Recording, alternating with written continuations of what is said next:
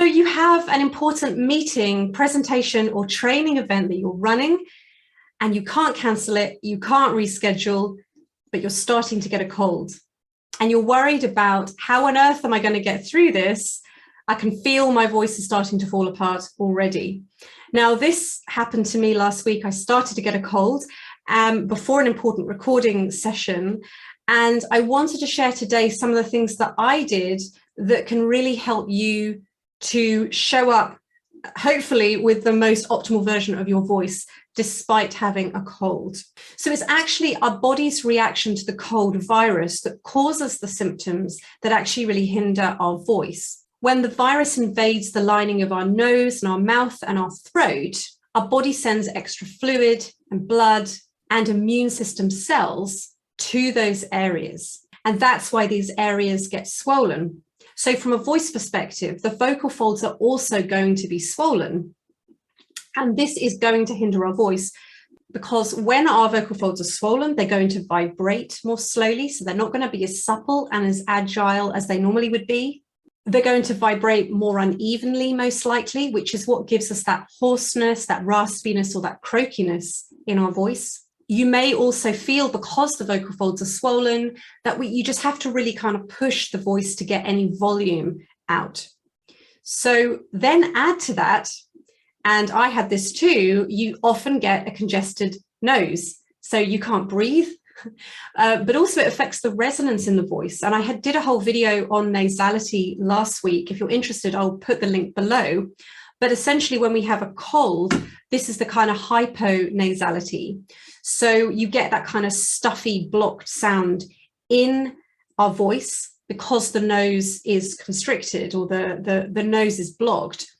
And that is going to impact, the resonance and the sort of the natural amplification that we would normally have in our voice. And finally, and again, I had this too, we can get that kind of tickly cough, or sometimes an even worse cough that we just feel like we're constantly coughing. Now, from a vocal perspective, when we cough, we're literally slamming the vocal folds together at high speed. So the upshot of all of this is we have to work harder to produce sound.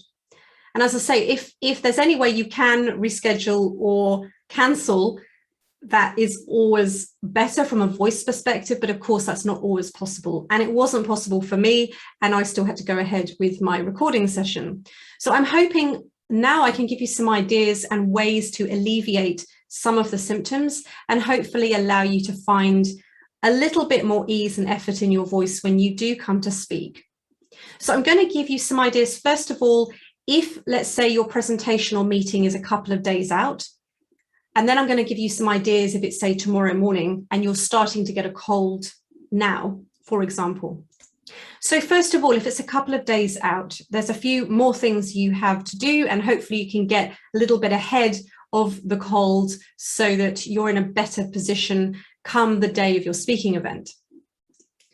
So first of all, get as much vocal rest as possible.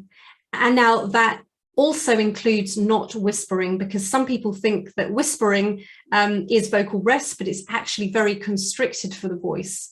So vocal rest is vocal rest. If you have to speak, speak quietly versus whispering. So that's number one. And number two, drink plenty of water. And I know we say this all the time with pretty much everything. The answer seems to be drink more water, but it really is with the voice for so many reasons. But hydrate your voice as much as possible. Now, also with a cold, a nice thing you can do as well, and particularly in the Northern Hemisphere as we're going into winter at the moment, it is nice to also have some warm or hot drinks as well, because actually you get a sort of double benefit, not only of the hydration, but also it helps to thin out the thick mucus, that sort of phlegmy mucus you get when you have a cold. It increases circulation to the throat, and it also sends those lovely steamy vapors into the airways. So if you can, try and have some warm to hot drinks as well as just drinking plain water. But the most important thing is hydrate, hydrate, hydrate. Get as much sleep and rest as you can. I mean, there's common things here you probably are starting to realize. So yeah, absolutely. Try and go to bed early. If you can have a little nap during the day, try and do that as well. I know that's not always possible depending on what you do, but just try and rest. And worst case scenario, just rest your voice. Now, one thing that really helped me last week is steaming. Now, I've actually got a little personal steamer, and I don't know if you can get these in the UK because I actually got this in Australia. I'm assuming they have a similar equivalent here. But this was such a lifesaver for me. And I was doing this before I went to bed and then in the morning. And it really is so brilliant. So you literally just fill this with hot water and then you just inhale. And you can do it, in the evening when you're watching TV, and in the morning.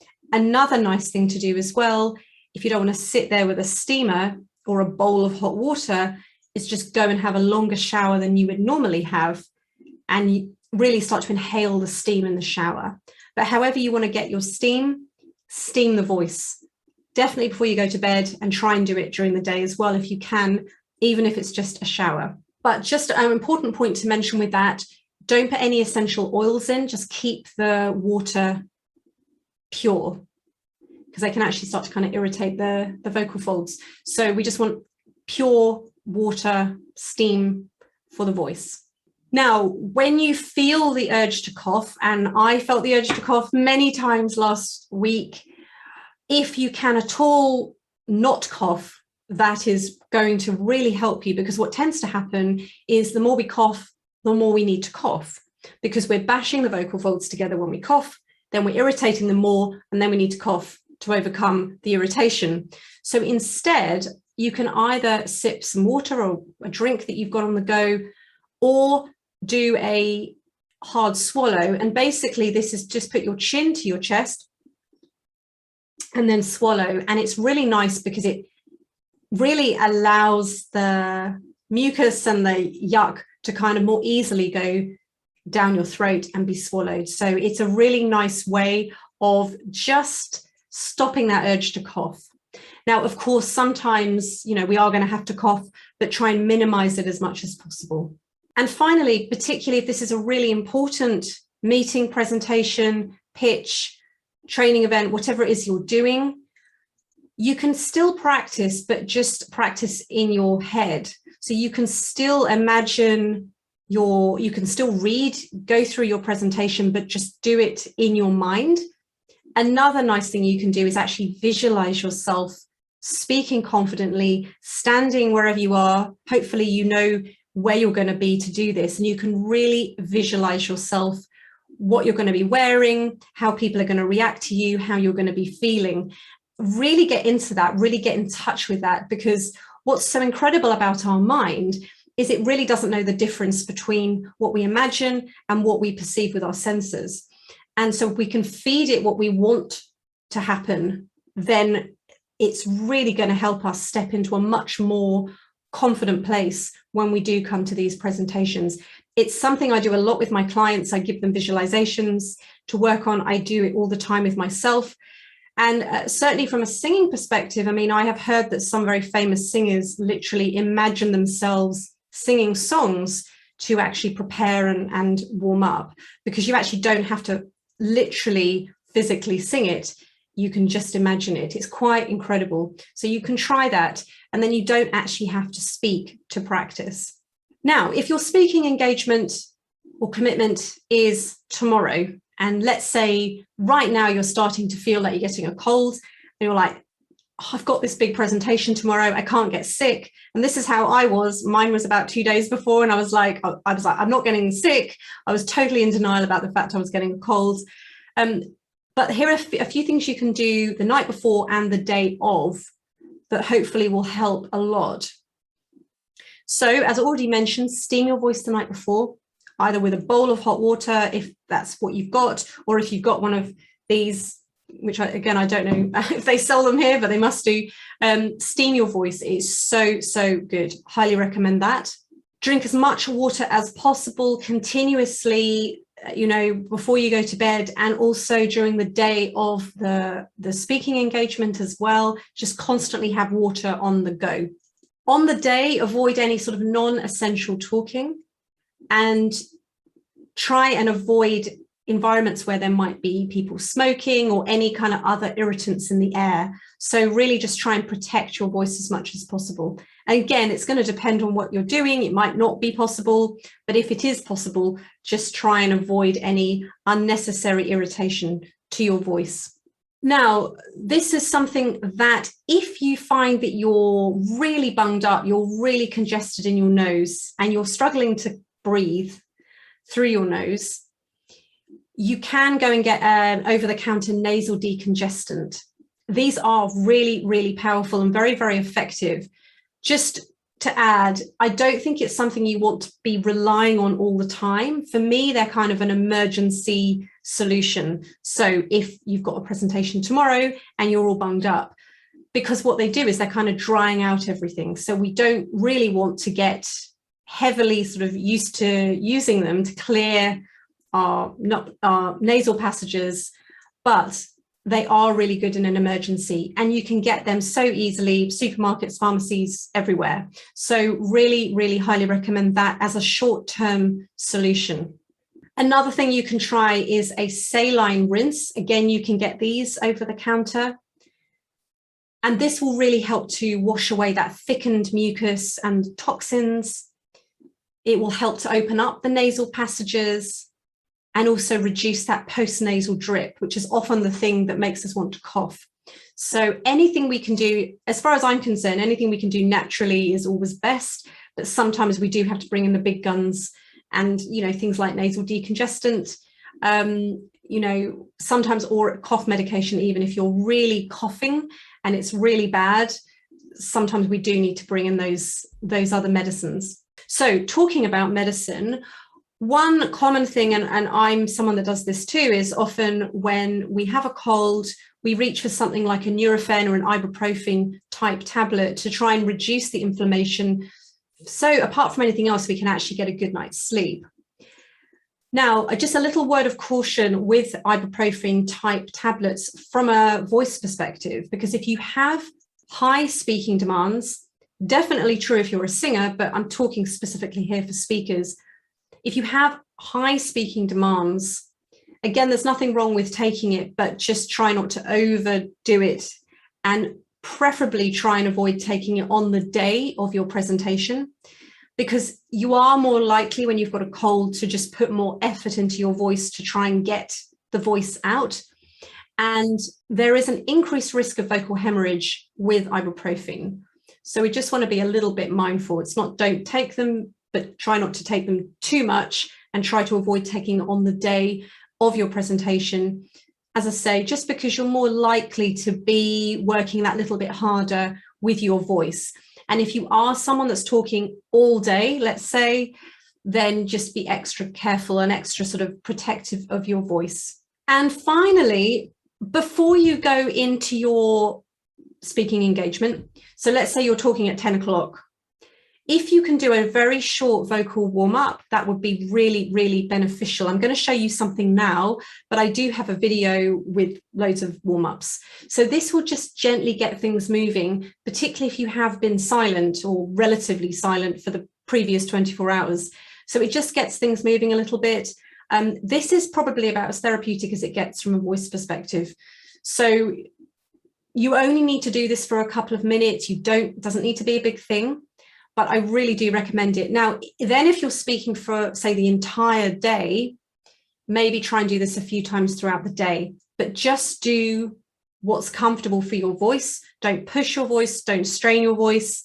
It shouldn't strain your voice. It's really therapeutic, but just wanted to make that point as well. So you'd need a drinking straw. Now I've got a metal one here.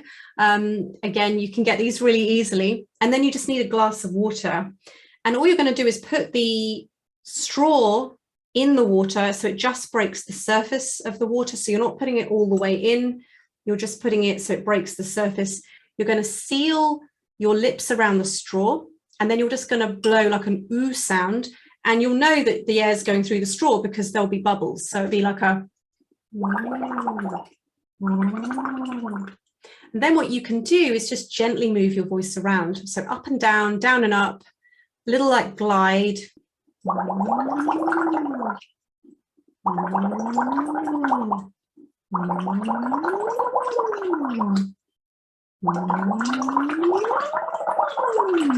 Do whatever feels comfortable. Now, just with this, make sure that your head is straight and you're not like kinking your neck over, so you're not like this. So you keep your head up, so that the larynx can kind of freely move and you're not squishing it. So that's just something you can do. Now, if you don't have water, if you don't have a glass of water, although hopefully you will, from my other point, you can do it without the water. So you can just do a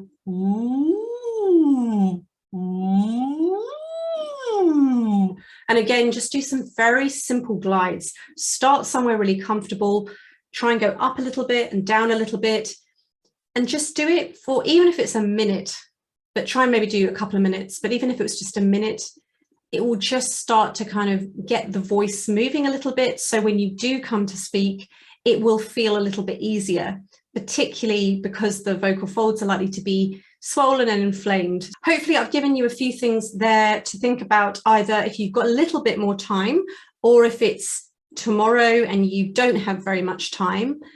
But in terms of moving forward with your voice, ideally you don't want to be waiting until your voice gets sick to start to kind of implement some good vocal hygiene and vocal care. In order to sort of set yourself up for success moving forward, if you are someone that has high demands on your voice, you rely on your voice a lot, I really do recommend getting into a regular habit of a short warm-up routine in the morning, particularly before any important presentations and meetings, or if you're just going to be talking on coaching calls or sales calls all day, just get into that habit. It doesn't have to be a big thing. I think that's what puts people off. They think they know they need to put aside 30 minutes. It could literally be 2 minutes. And then, as I say, if you can do that throughout the day, if you're talking for sort of 10 hours of the day, you could do that warm-up routine a couple of times throughout the day. It will make such a difference to your voice, how it feels and how it sounds. But also from a sort of vocal technique perspective, it's really important that you learn how to get the optimal use from your voice. And sometimes if we're already perhaps in less than optimal ways of using our voice when we're healthy, then we're sick, we're just kind of exacerbating some problems.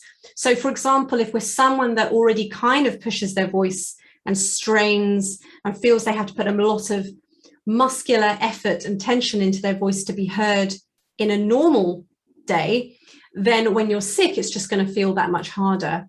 So I think it's really important, if your voice is really, critical for your success in your business or your career, to find someone to help you learn how to access your optimal voice. And then when you are sick, like I was last week, you'll find your voice actually works so much better than you could ever have imagined, because you've done the hard work before you get sick. It bounces back quicker. And also you just have a greater affinity with your voice because you're kind of used to working with it on a daily basis. So you know what you know what you need to do, and you'll just find if you take care of your voice, it will look after you when you need it to. So any questions, please post them below, but I hope that that's given you lots of ideas, and I'll see you on the next video.